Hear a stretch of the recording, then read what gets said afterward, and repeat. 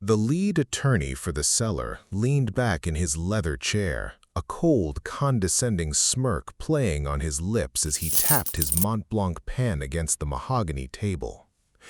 He looked at me like I was something he had accidentally stepped on in the parking lot. "You are just a part-time aesthetic technician who inks eyebrows for a living, Miss Vance," he sneered, his voice dripping with elitist arrogance.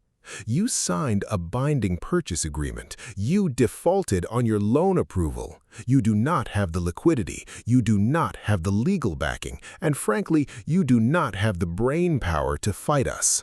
In exactly 15 days, we will seize your $10,000 earnest money deposit, enforce the $15,000 liquidated damages clause, freeze your checking account, and drag your credit score down into the gutter where it belongs. Accept your financial execution with whatever dignity you have left." He did not know who he was talking to.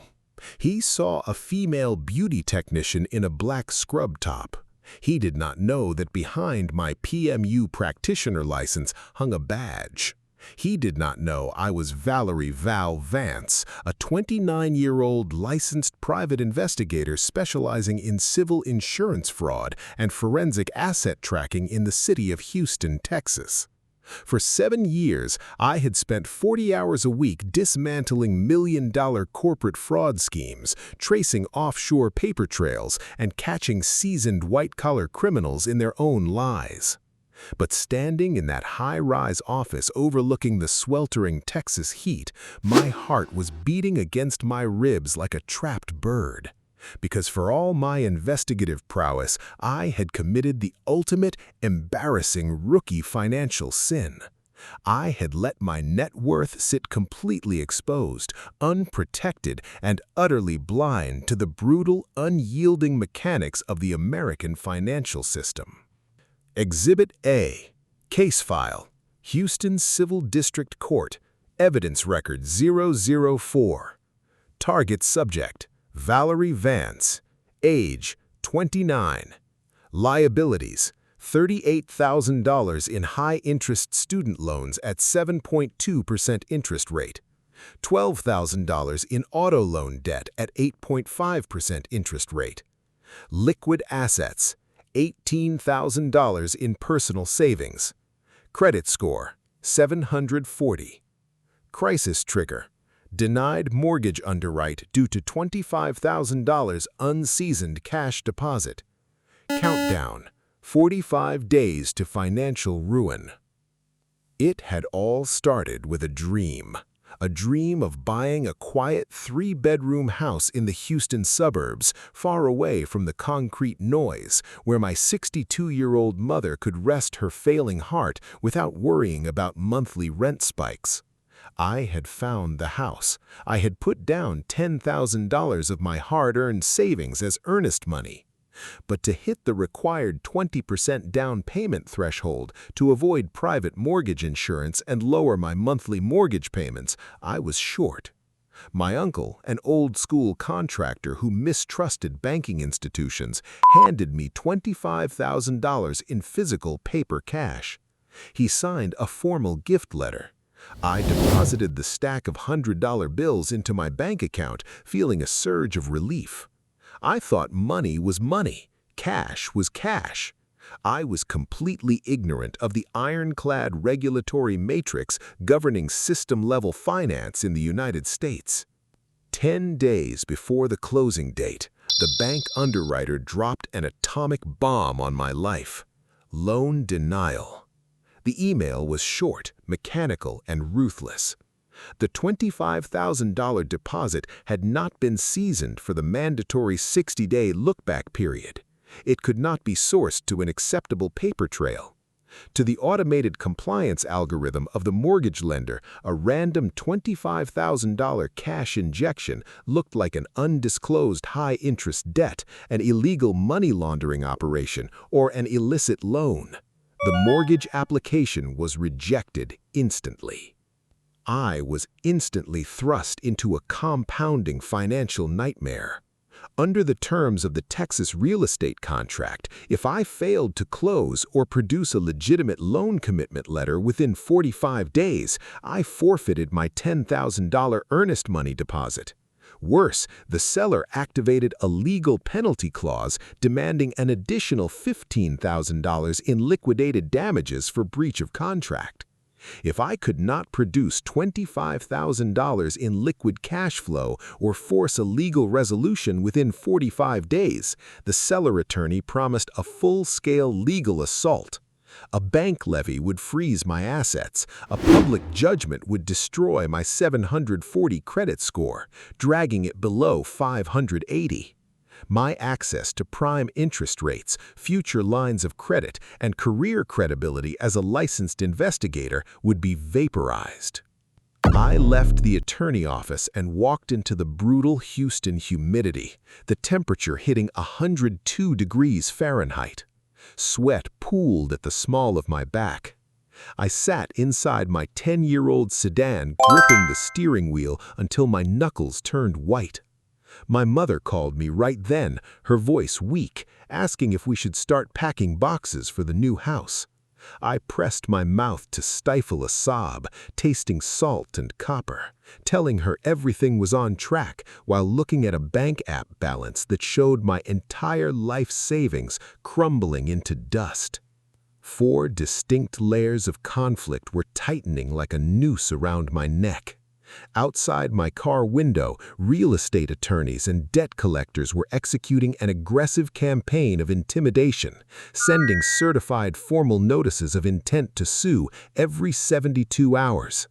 Domestically, the relentless impact of 9% inflation was chewing through my daily living costs, driving fuel prices up and squeezing every dollar out of my checking account. Internally, a crushing wave of shame consumed me. I was a private investigator. I caught bad guys for a living. Yet I had stumbled into a basic financial trap because my ego had convinced me I did not need professional financial guidance. And physically, the Houston summer was merciless. Right on cue, as I turned the ignition key, a harsh metallic grinding noise shrieked from under the hood. The air conditioning died, blowing scorching, humid air directly into my face. The radiator was leaking coolant onto the asphalt. I was trapped in a financial cash crunch with zero margin for error. 2 days later, my day job as a fraud investigator brought me face to face with Marcus. Marcus was a senior portfolio analyst for a major index fund management firm, brought in to consult on a $50 million corporate embezzlement case I was working on.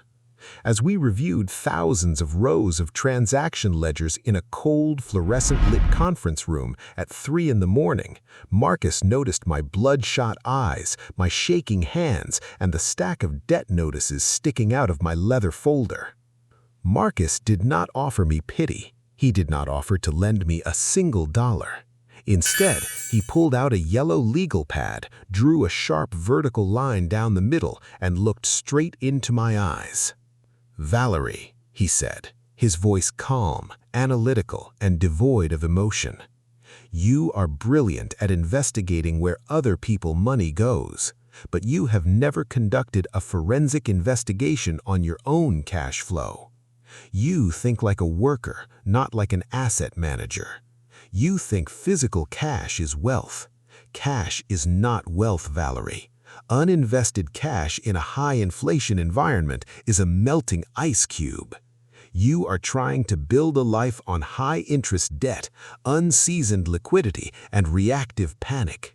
If you want to survive these 45 days and build an unassailable financial citadel, you need to stop reacting and execute an institutional-grade financial system." Sitting in that sterile room, Marcus laid out a 3-step actionable wealth creation and debt elimination engine designed to transform my financial trajectory. Step 1 was short-term active cash flow monetization. Marcus analyzed my part-time secondary skill set as a permanent makeup artist. I had been treating my PMU skills as a side hustle, charging a low hourly rate of $75 for basic cosmetic tattooing, competing with low-end salons. Marcus forced me to reframe my service architecture. I possessed elite precision, medical-grade sanitation standards, and advanced color theory knowledge. I needed to immediately stop selling time for money and begin selling high-ticket, specialized aesthetic correction packages. I rebranded my offerings into a VIP permanent makeup package, targeting high-net-worth female executives, attorneys, and professionals in affluent Houston neighborhoods like River Oaks.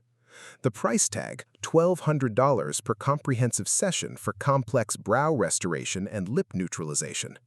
By securing cash flow up front, I could generate immediate, high-margin active liquidity.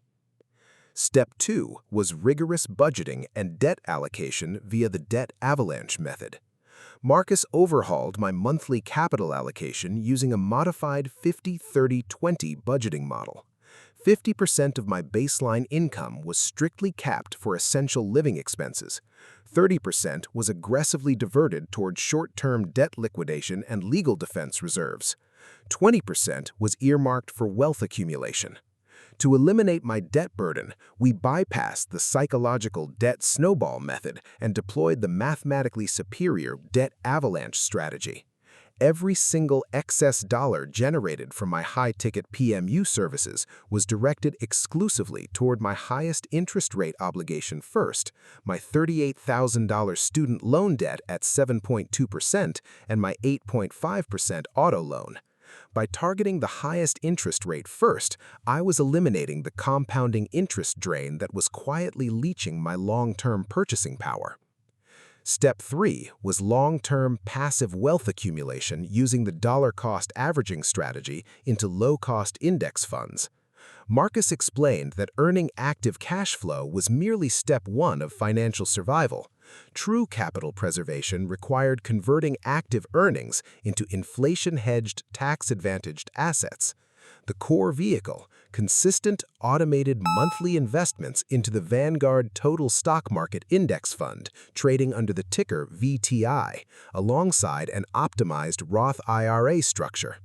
By buying fixed dollar amounts of broad market index funds at regular intervals regardless of market volatility, I would utilize dollar-cost averaging to buy more shares when prices were low and fewer shares when prices were high.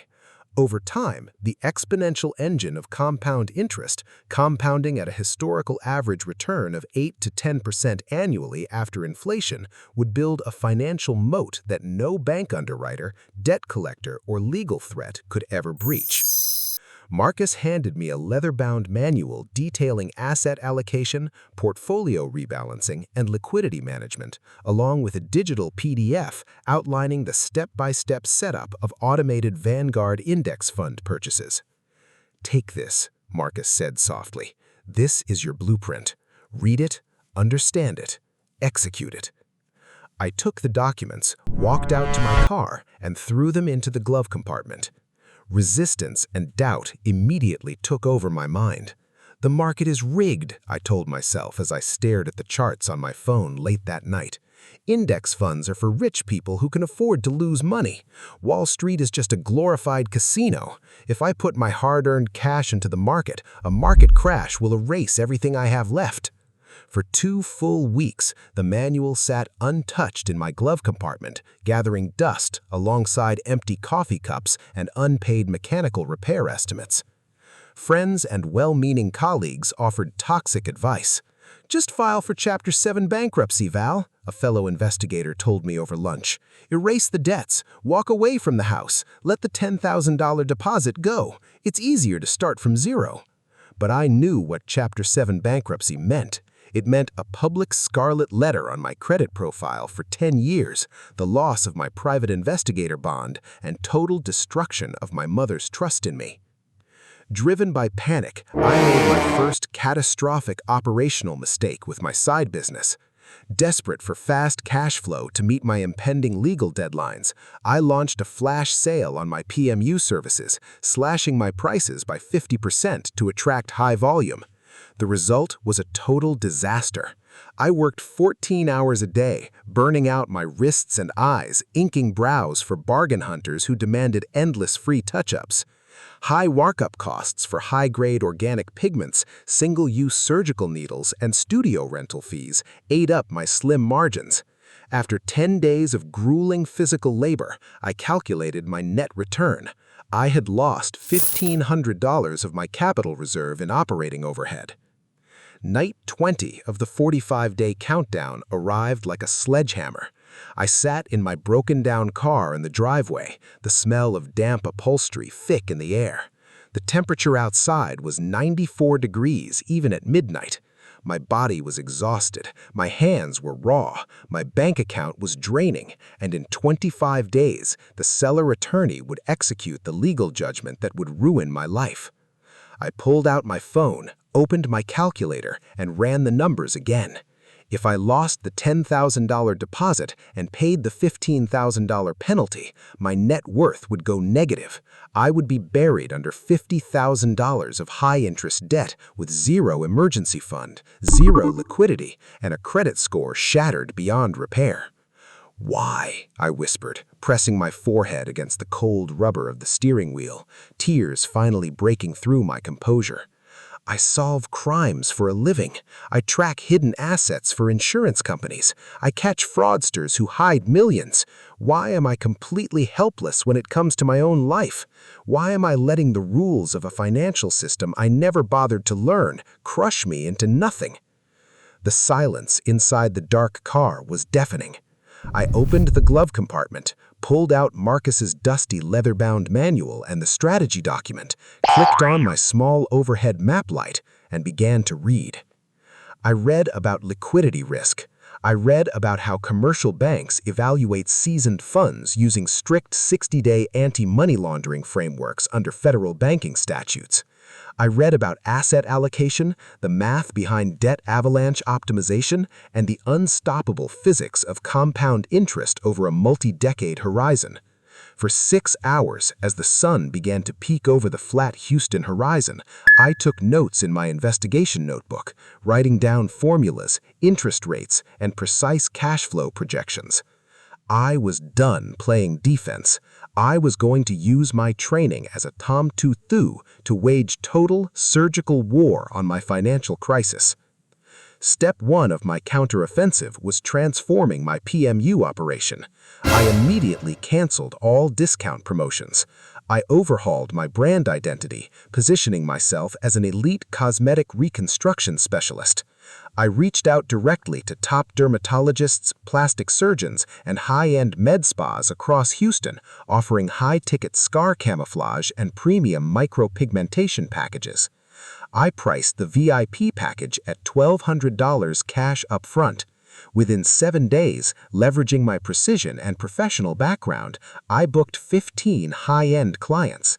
Cash flow began to pour in, $18,000 in gross active revenue in less than 3 weeks. I immediately applied the debt avalanche rule to this incoming liquidity. Every single dollar above my baseline living expenses was swept into an emergency account, isolated from operating expenses. Then, on day 30, the ultimate dark moment struck. I was driving to an emergency client consultation when a loud bang echoed from under the hood of my car. Smoke billowed from the engine bay. The engine block, had seized completely. The tow truck driver informed me that replacing the engine assembly would cost $3,000, payable immediately in cash. Before I could even process the loss of my vehicle, my phone buzzed with an automated alert from my banking app. Account hold notice. Your checking account has been temporarily frozen pending compliance review of recent large cash deposits. My blood ran cold. The bank compliance software had flagged my high-volume client payments from my PMU business as suspicious activity due to the rapid influx of cash following my previous mortgage deposit issue. I stood on the side of a noisy Houston highway, surrounded by the stench of burning engine oil and roaring semi-trucks, completely stranded. 15 days left on the countdown clock. My car was dead, my bank account was locked, my active liquidity was trapped in administrative limbo. My dream of building a financial citadel for my mother had collapsed into absolute blackness. I sank down onto the hot concrete curb, covered my face with my oil-stained hands, and felt the full weight of complete, utter defeat. For 30 minutes, I sat in the dirt, paralyzed by despair. But as the sound of traffic roared past, something shifted inside me. The fear mutated into a cold, sharp, unyielding clarity. I was a private investigator. When a case looks dead, you do not quit. You dig deeper into the evidence until you find the buried truth. I pulled out my laptop, connected it to my phone mobile hotspot, and opened my professional forensic investigation databases. If the seller attorney wanted to play a game of ruthless legal and financial destruction, I was going to investigate his client with the full force of my professional skills. Exhibit B, Forensic Property Audit. Harris County Land Records, Document Search 2024-889B. Subject Property, 14202 Shadow Creek Lane, Houston, Texas. Owner, Shadow Creek Holdings, LLC. Registered Agent, Attorney Marcus Vance, no relation. Discovery, undisclosed structural flood damage from Hurricane Harvey 2017 and Tax Day floods 2016. Regulatory violation, Texas Property Code Section 5.008, mandatory seller disclosure fraud. For 7 continuous hours, sitting in a 24-hour diner with a lukewarm cup of black coffee, I executed a deep-dive forensic audit of the subject property and the seller corporate entity.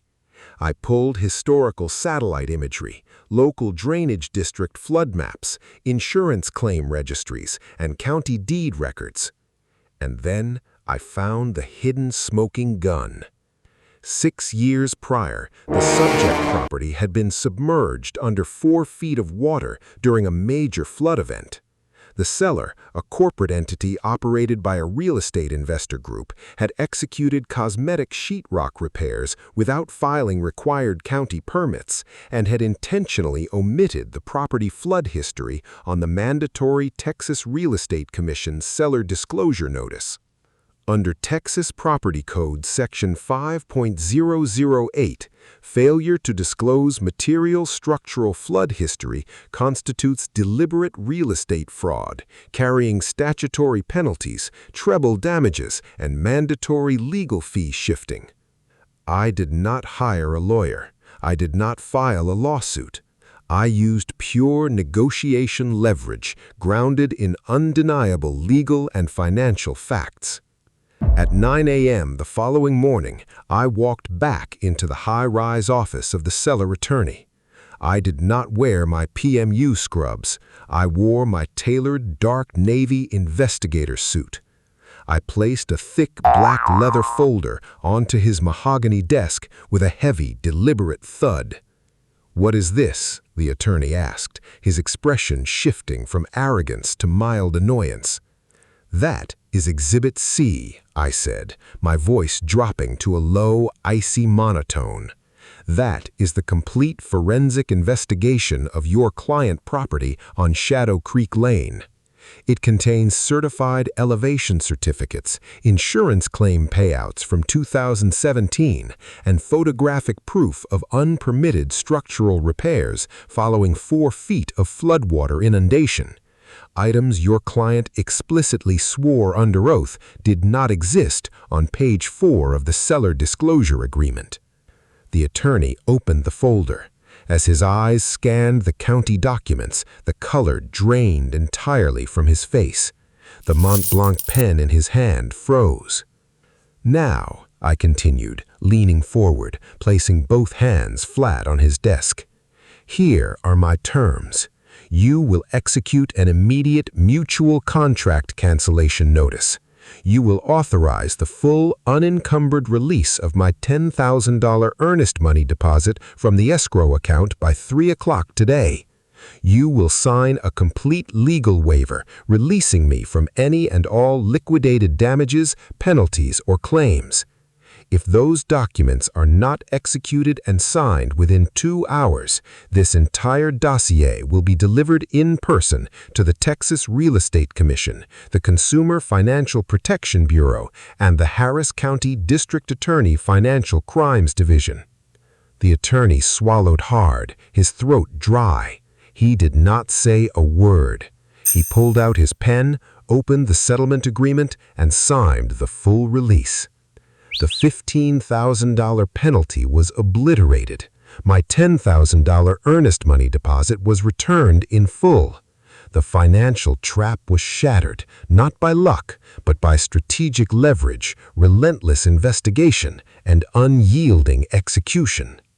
Within 48 hours, I resolved the bank compliance hold by providing meticulous invoice records, service agreements, and tax identification numbers for my VIP PMU business, unlocking my funds.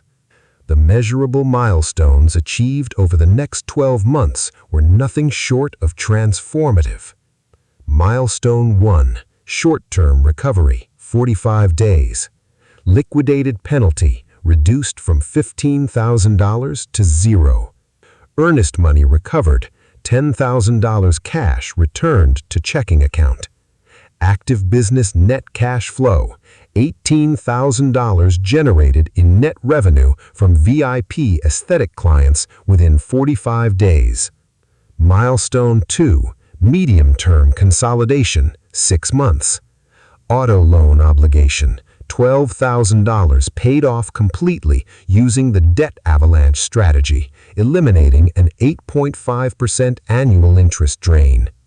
Emergency fund construction, $10,000 fully funded and deposited into a high-yield savings account, earning 4.5% annual percentage yield, providing a 6-month liquidity cushion. PMU active business cash flow, stabilized at a predictable, highly profitable average of $5,000 in net profit per month. Long-term wealth accumulation, 1 year later.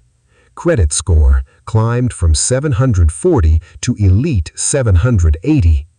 Total net worth scaled from negative territory to $55,000 in pure, unencumbered net worth. Investment asset allocation. $30,000 invested automatically via dollar-cost averaging into broad market index funds, VTI and VOO, inside a tax-advantaged Roth IRA wrapper, compounding for long-term growth. Tangible asset allocation, $15,000 in physical gold bullion held in secure private storage as an unassailable inflation hedge against monetary debasement. Real estate acquisition, successfully closed on a beautiful, pristine home outside the flood zone with a 20% down payment, fully sourced, documented, and seasoned in strict compliance with federal banking regulations. I stood on the back porch of our new home, watching the sunset cast a warm, golden glow across the Texas yard. My mother sat in a rocking chair nearby, sipping tea, her breathing calm and easy, free from the crushing stress that had haunted us for years. I pulled out my phone and opened my investment portal. I watched the live ticker for VTI, a quiet automatic buy order executed in the background, another $300 seamlessly converted from active income into compounding fractional ownership of the top 3,000 companies in America. I looked down at my hands, the hands of a private investigator, the hands of an artist, the hands of a woman who had looked into the abyss of financial ruin and fought her way out. Cash flow earned from the sweat of your brow is merely survival fuel. It is the raw material that keeps you afloat today. But active cash flow alone will never make you free.